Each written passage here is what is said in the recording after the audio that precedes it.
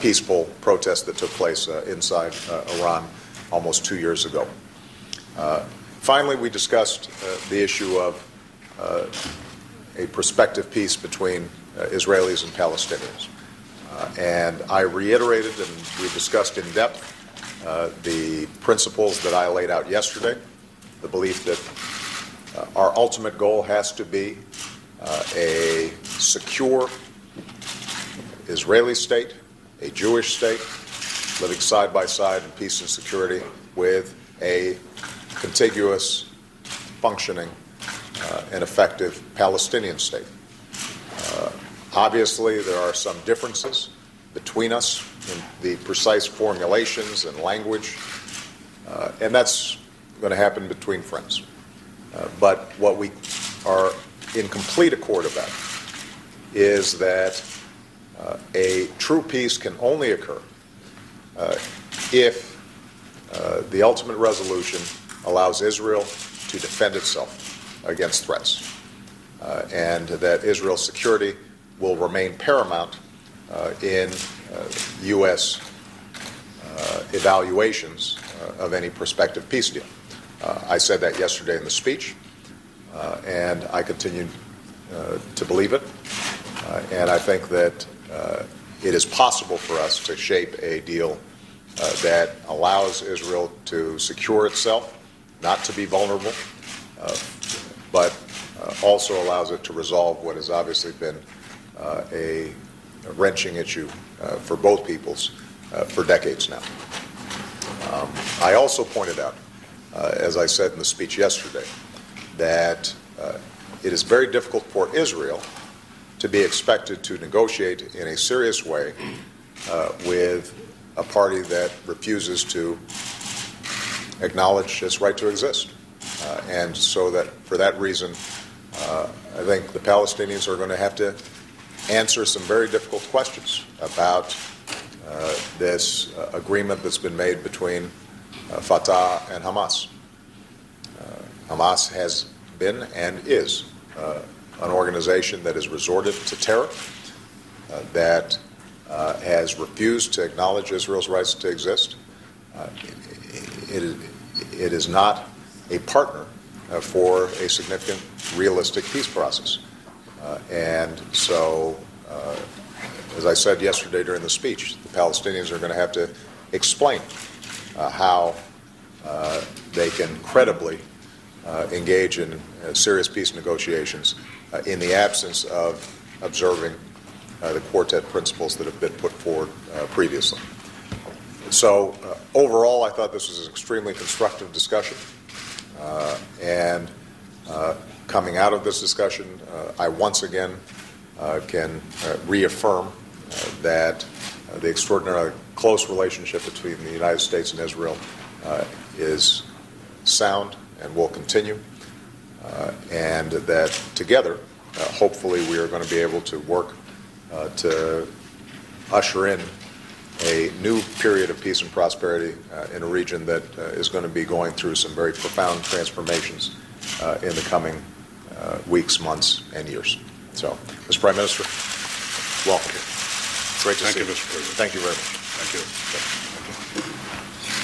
Well, Mr. President, first I want to thank you and the First Lady for the gracious hospitality that you've shown me, my wife, and our entire delegation. We have an enduring bond of friendship between our two countries, and I appreciate the opportunity to have this meeting with you after your important speech yesterday. We share your hope and your vision for the spread of democracy in the Middle East.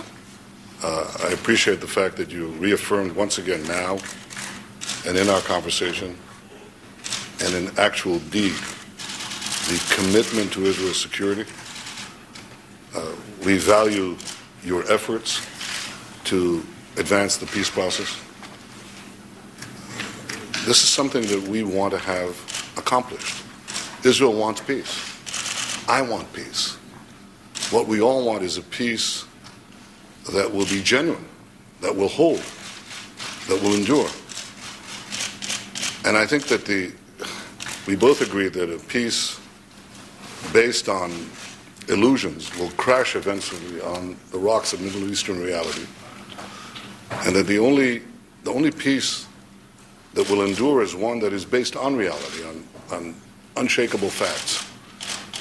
I think for there to be peace, the Palestinians will have to accept some basic realities. The first is that while Israel is prepared to make generous compromises for peace, it cannot go back to the 1967 lines, because these lines are indefensible, because they don't take into account certain changes that have taken place on the ground, demographic changes that have taken place over the last 44 years.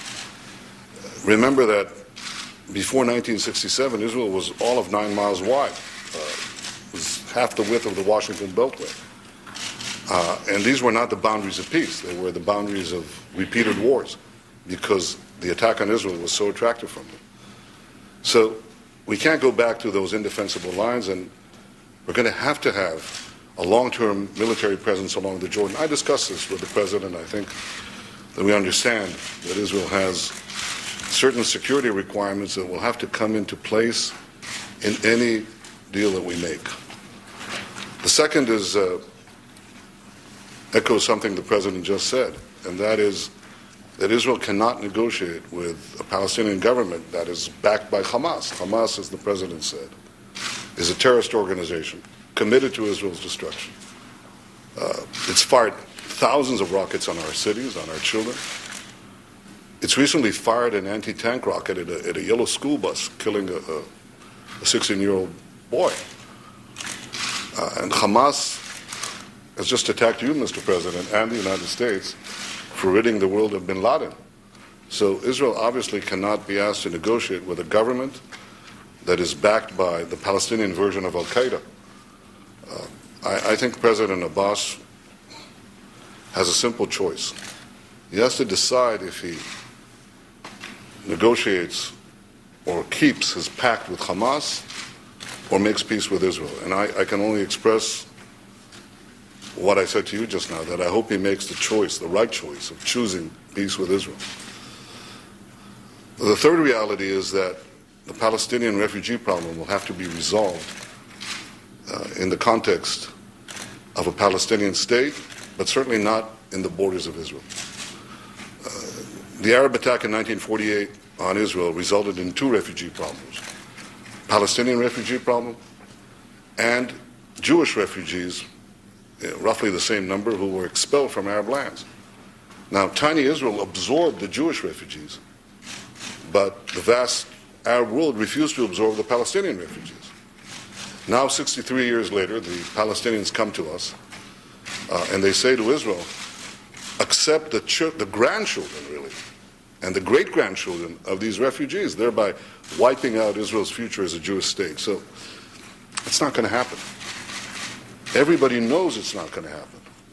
And I think it's time to tell the Palestinians forthrightly, it's not going to happen. The Palestinian refugee problem has to be resolved. It can be resolved. And it will be resolved if the Palestinians choose to do so in a Palestinian state. That's a real possibility. But it's not going to be resolved within the Jewish state. The President and I discussed all these issues, and I think we may have differences here and there, but I think there's an overall direction that we wish to work together to pursue a real, genuine peace between Israel and its Palestinian neighbors, a peace that is defensible. Mr. President, you're the leader of a great people, the American people, and I'm the leader of a much smaller people. A great people. It's a great people, too. It's the ancient nation of Israel. And you know, we've been around for almost 4,000 years. We've experienced struggle and suffering like no other people. We've gone through expulsions and pogroms and massacres and the murder of millions. But I can say that even at the nadir of the valley of death, we never lost hope, and we never lost our dream of reestablishing a sovereign stayed in our ancient homeland, the land of Israel. And now it falls on my shoulders as the Prime Minister of Israel at a time of extraordinary instability and uncertainty in the Middle East to work with you to fashion a peace that will ensure Israel's security and will not jeopardize its survival.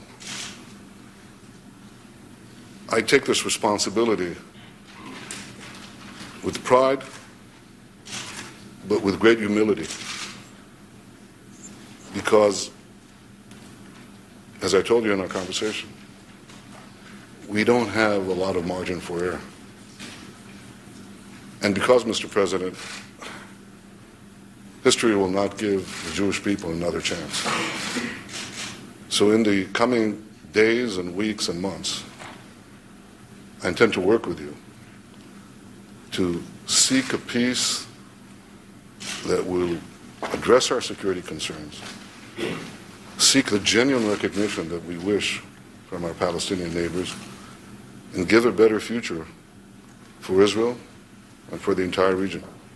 And I thank you for the opportunity to exchange our views and to work together for this common end. Thank you, Mr. President. Thank you. Thank you very much, guys. You want to head out? Thank you, guys. Thank you, guys. Hey, Aaron. Boy, that was something. That was a stunning moment that we just watched unfold.